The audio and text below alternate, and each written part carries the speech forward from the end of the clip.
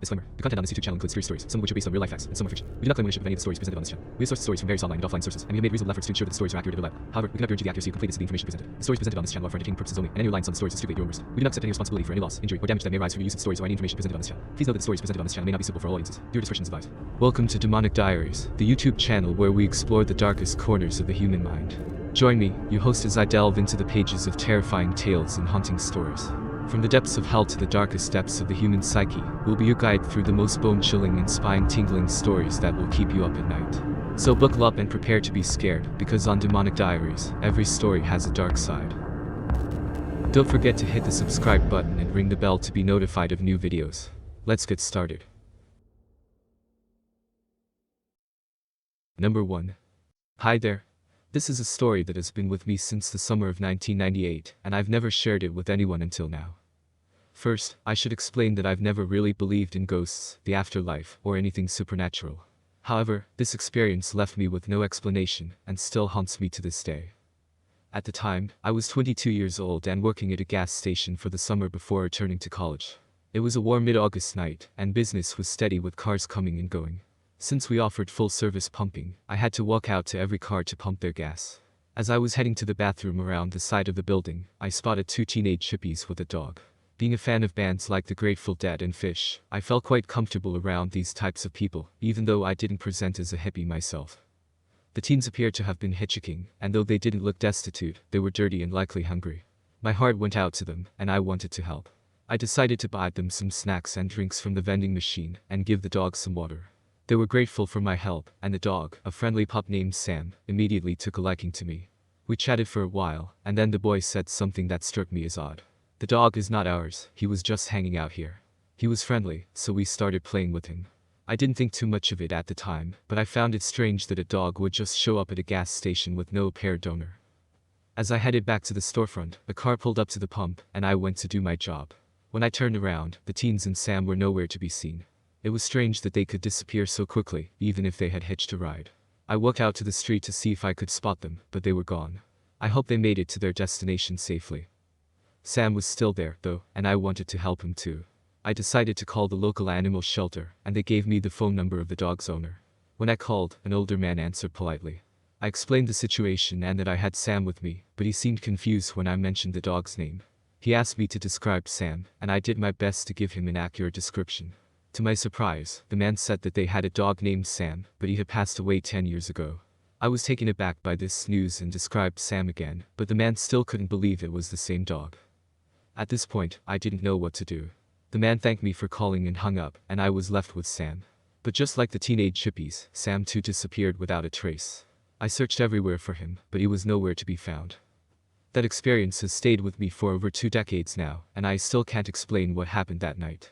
I don't know if I met the spirits of the hippie teens or the ghost of Sam, but something inexplicable happened that night. Number 2. The corporate offices of Morana Air are the furthest one can get from a professional environment. From the few employees that do show up, most arrive at work an hour late, and spend most of their mornings smoking and chatting in the parking lot.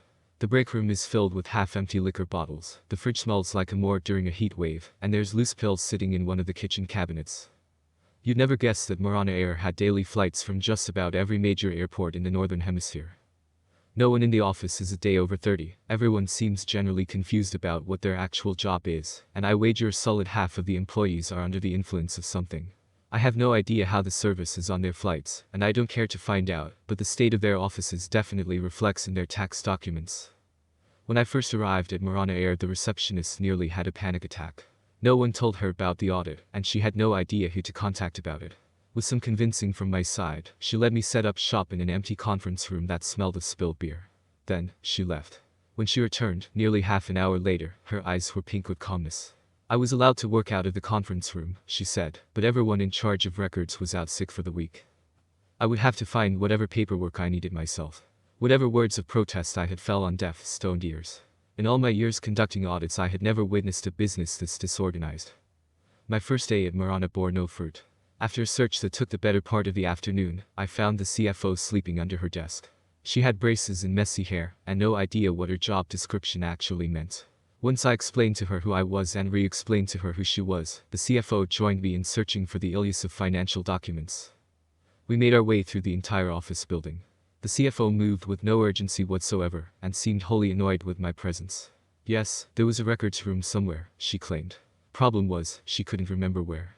Nothing approaching financial records showed up on our search. Instead, we found a game of poker, a bunch of employees drinking cooking rum, and a maintenance closet filled with rags that smelled overwhelmingly of sweat. Since the CFO couldn't remember what parts of the building we had searched, we found the maintenance closet twice.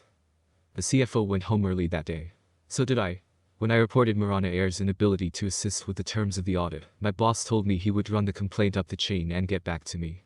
I wasn't excited about the prospect of going back to the offices, but I figured there was nothing left there to surprise me. I was wrong. Dead wrong. The CFO was beyond frustrated to see me in the lobby the next day.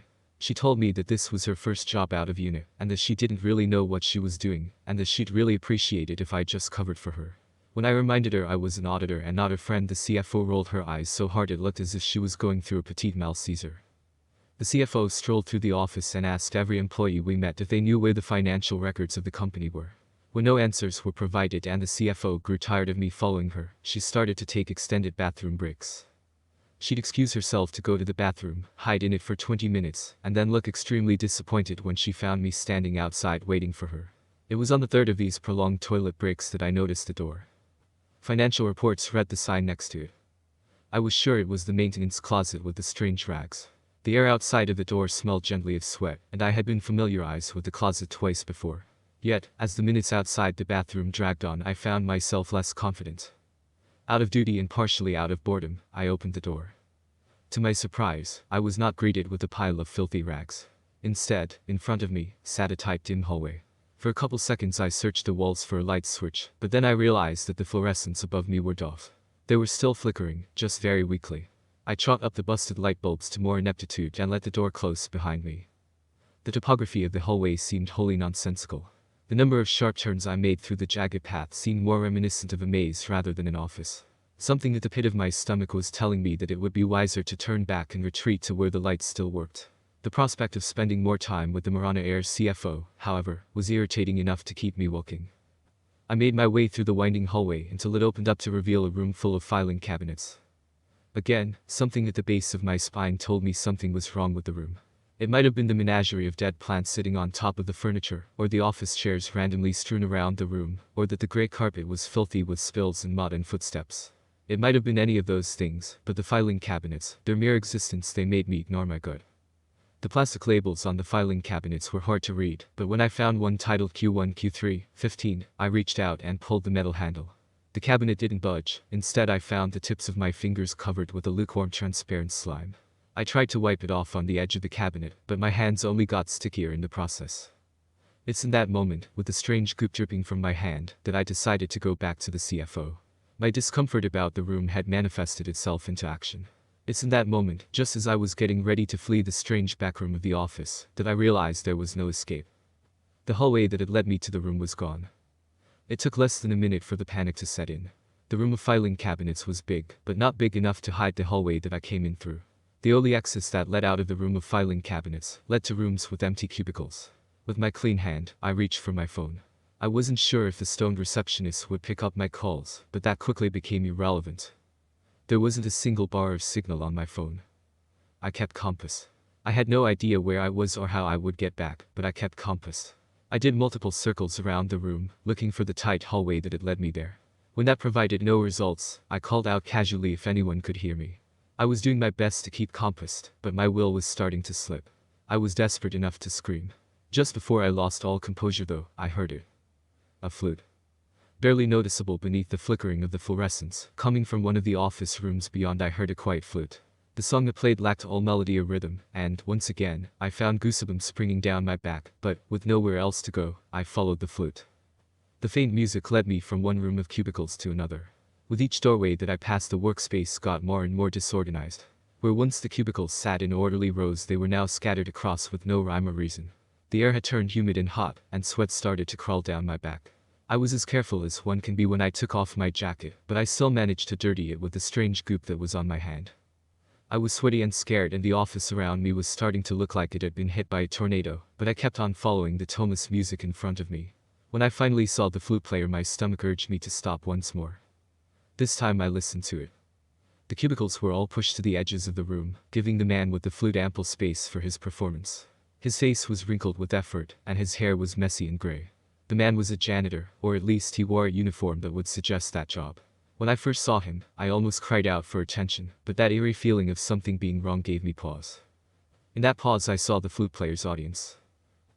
Immediately, I ducked behind one of the turned-over cubicles. A fresh crop of sweat flushed through my body. For a moment my rushing heartbeat overpowered the sound of the flute, but the instrument quickly grew in its volume. I tried to convince myself that I was just seeing things, that I had done nothing but stumbled upon a man poorly playing the flute in the back room of an office. One peek from behind the cubicle dispelled all of my doubts. What I was seeing was far from normal. What I was seeing was beyond the scope of comprehension. The janitor was playing his strange flute song to an inhuman audience. At first glance there were simply filthy rags strewn across the floor, but with each note of the monotone music the crusty pieces of cloth moved. Like tiny dancers they spun and hopped in union with the rhythmless tune. My mind was already on edge from my strange environs, but the sight of the dancing filth sent me over the edge. I clenched my fists and stifled a scream.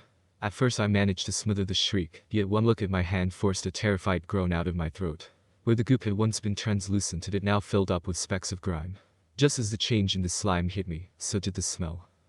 It smelled of aged sweat, just like the rags in the maintenance closet. My hand was starting to tingle. With each note of that shrill flute the grime on my hand pulsed with unexplainable energy. As the rhythm of the janitor's music sped up, so did the grip of the sludge on my hand. With each note it squeezed harder and harder until, just before its grip became painful, the ooze of filth jumped from my hand to the shaggy carpet of the office.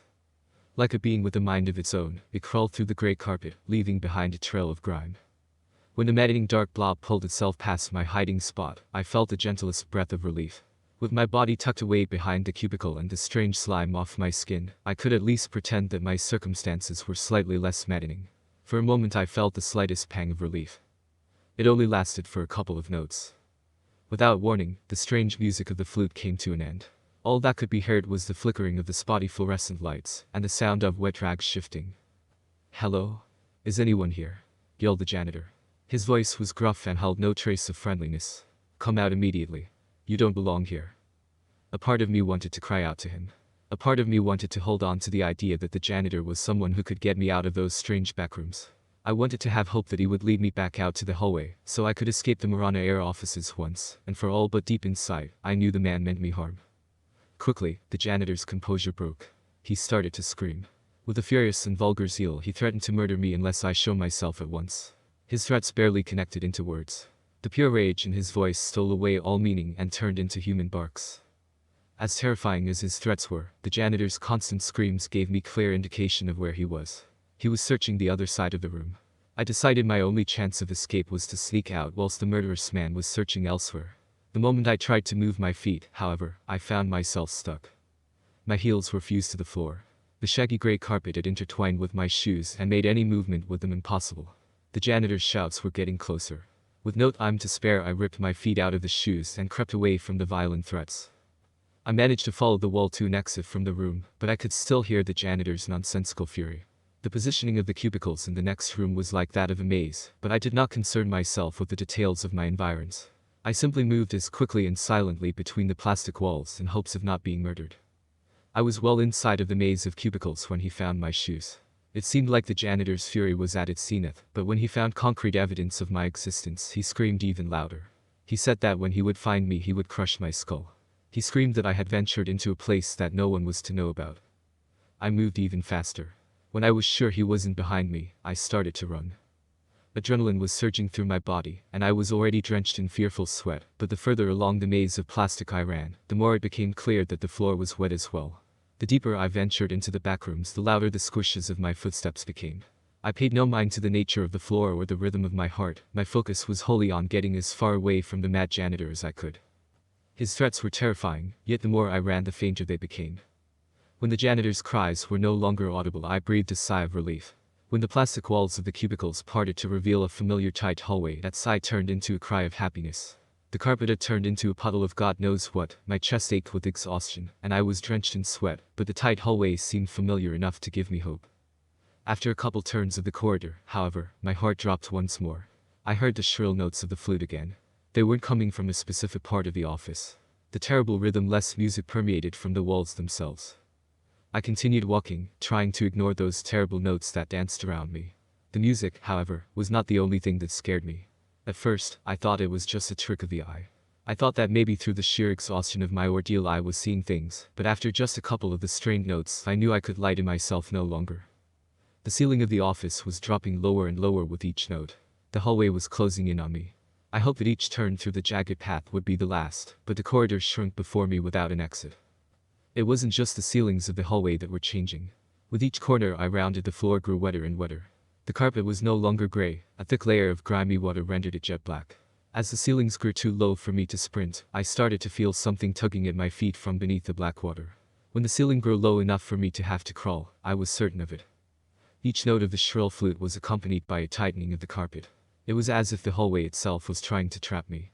With each note of the shrill flute, the grip from beneath the lukewarm water grew tenser and tenser. I heard the janitor again. He screamed vulgar threats between each of the notes. He described, in detail, how he would break my bones and rip out my tongue if I was to ever tell anyone what I had witnessed in the hallway. He threatened to brutalize my body if I ever escaped, so I crawled through the dark sludge as fast as I could. There was scarcely room for me to crawl when I finally saw the end of the hallway. There was no door. Instead, there was a mess of cloth gathered at the end of the corridor. The cloth moved much like the janitor's eldritch audience. From beneath the water I could feel tendrils of something cold and malicious reaching beneath my fingers. The air reeked with ancient sweat, and my mouth tasted of battery acid.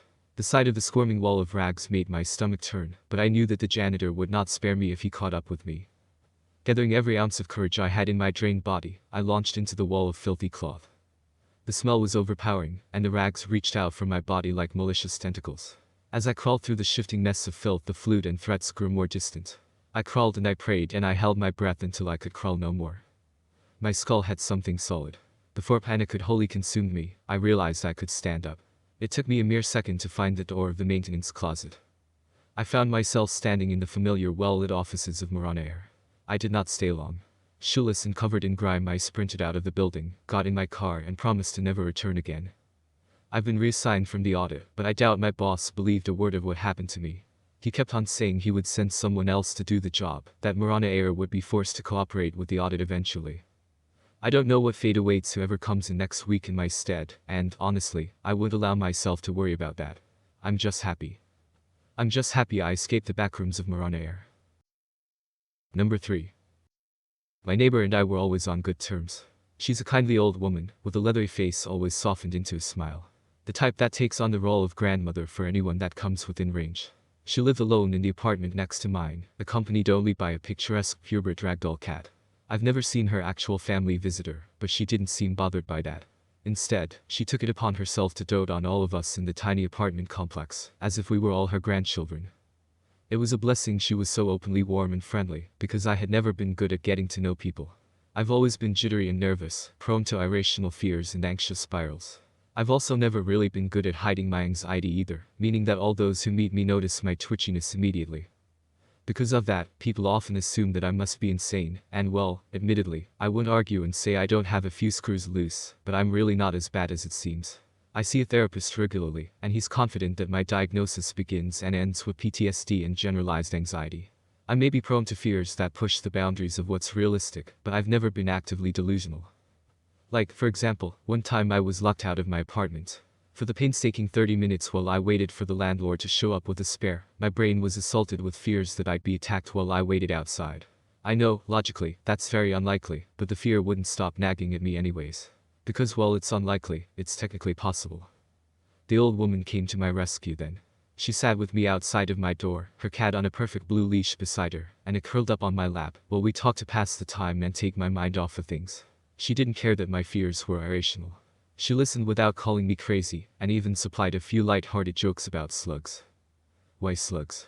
Well, I don't remember the jokes word for word, but it was something about how some of them can get really flat, thinner than paper, and how it'd be convenient if I could do the same. That way, I'd be able to slip under my door. There was a punchline in there somewhere. I think it was about how I'd have to be naked because my clothes wouldn't fit, but I don't remember it anymore. It was kind of a lame joke, but it made me laugh anyway. Really, she's helped me a lot whenever my irrational fears get the best of me. Like, another time I tried to use one of those face scrubs with the microbials inside, but I got one of them in my eye. I flushed it out with water, but I swore I could still feel it in there. I was terrified that somehow it would slide behind my eye and get stuck there. I know there's a gap between the eye and the skull, and I figured if something got stuck back there, it'd cause an infection that could only be fixed by surgery, and might even make me lose my eye. But my neighbor is smart. Wise, from her years of experience, but also book smart. When she caught me panickedly googling what happens when something gets stuck behind your eye, she told me that not even a microbead would be small enough to fit. She gave me the exact measurements of how small something would have to be, though I can't remember it now, and sure enough it was much smaller than a microbead. Though my fears were often irrational, whenever something turned out to just not be possible, it helped a lot to calm me down. My neighbor is a kind woman, and a good person. There's only about a dozen of us living in this building, all from different walks of life and all consistently lonely people, and yet she is kind to us without a single question asked. She taught the recovering addict who lives above me how to bake sourdough bread. She helped the transgender woman downstairs learn to braid her hair for the first time. A single dad down the hall, the only person with a child in the building, is able to go to her whenever he needs help getting his tiny, sickly baby to calm down and sleep. That's why I can't explain what happened today. She invited me over for tea, as she often does. She taught me how to grow my own, actually. I have little garden pots hanging on my windowsill, flowering with different tea herbs. I never thought I'd be able to garden in this small studio apartment in a gloomy corner of a cold city, but she has a green thumb and a sharp mind, and was able to figure it out for me. Today, we brewed some mint tea, made from my own plant. My mint is basically my child at this point. I had to move it over to another windowsill because it got too big and was smothering the other plants. Anytime I have a visitor, a rare occurrence, but it happens, I practically beg them to take some mint because there's just so much mint. Thankfully, my neighbor is happy to take some off my hands and make it into a nice tea blend for us to enjoy. Now, nobody who lives in this building has much to their name. It's cheap housing, and while it's not in the bad part of the city necessarily, it's close enough that sometimes you can hear the sounds of police sirens and gunshots over the traffic. Still, my neighbor makes an effort to make her living space nice on a budget. She's an expert garage sale shopper, and has her house immaculately furnished with ornate antiques and floral prints. Nothing that would be worth much money, even if brought to a collector, but it was nice. She made her little apartment into a proper home. I bring this up because despite how she decorates her home, she dresses and presents herself in a way that's very low-key and modest. She wears only the lightest dusting of makeup, doesn't use any product to style her hair, and her wardrobe consists of simple patterns and light colors. Personally, I think she looks great, especially for her age. I've never asked how old she is, but I'd guess she's positively ancient, but it's clear that she's not very focused on appearances. So, I was surprised when her eyeliner started to run. Now, I wasn't judging, this happens sometimes. I had a goth phase in high school, and every bowl of overcooked ramen I made myself would send steam into my face that would sometimes make my cheap jet black eyeliner drip down from my eyes. Our tea might not be as oppressively steamy as my past noodles, but it was still possible that the moisture could cause a bit of dripping. It was weird though, because I couldn't see any eyeliner on her eyes, and that jet black didn't seem like her style at all. It was just this one thick black glob hanging from the corner of her left eye. She didn't notice it, either. She just kept talking and smiling as it slowly oozed down onto her cheek. She only seemed to become aware after it was obvious I was staring. "Is something wrong?" she had asked, her lips pursed in concern. I stammered a little, before pointing at my own eye. You have a little something right there," I had said. She touched it and gasped a little. "Oh my. I guess my new makeup doesn't stick as well as I thought it would." Then, she took out her handkerchief covered in leafy patterns and little cat faces, and gently wiped it away. But that's the problem. I have good eyesight. I'm observant. I might be anxious and high-strung and not the brightest, but I know what I saw. I'm not delusional, I've never hallucinated, and even at my most nervous I still remain tethered to reality. She turned her head away from me slightly to wipe the drop away, but I still saw it. I saw it squirm back into her eye like a worm, or an insect, or a worse slug.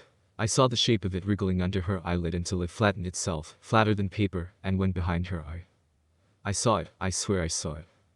I made an excuse after that and cut our tea party short. Her reaction was hard to read.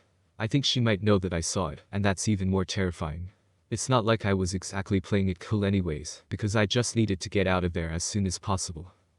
I haven't left my apartment since then, but I know I'll have to eventually. I'm almost out of sick days for work, and I can't afford to lose this job. She has tried to check on me a few times, but I always mumble an excuse through the door about one thing or another to get her to leave. I threw up after our tea party, and I swear, the vomit had black worms wriggling inside of it. I flushed it too quickly to be sure, and the light in my bathroom has never been the best, but I know what I saw. I'm just so confused and terrified, but I also can't help but feel a bit heartbroken. I considered my neighbor to be my friend. She was so kind to all of us, and I hoped we could be a surrogate for the family that never visited her. I didn't want to believe what I saw. What if nothing was wrong and I really was just losing my mind? God, I feel like I'm losing my mind. Thank you for joining us on this journey into the depths of the human psyche. We hope these tales have left you with a healthy respect for the unknown. If you enjoyed this video, please like and subscribe to our channel for more bone-chilling content. And as always, keep the lights on and stay safe out there.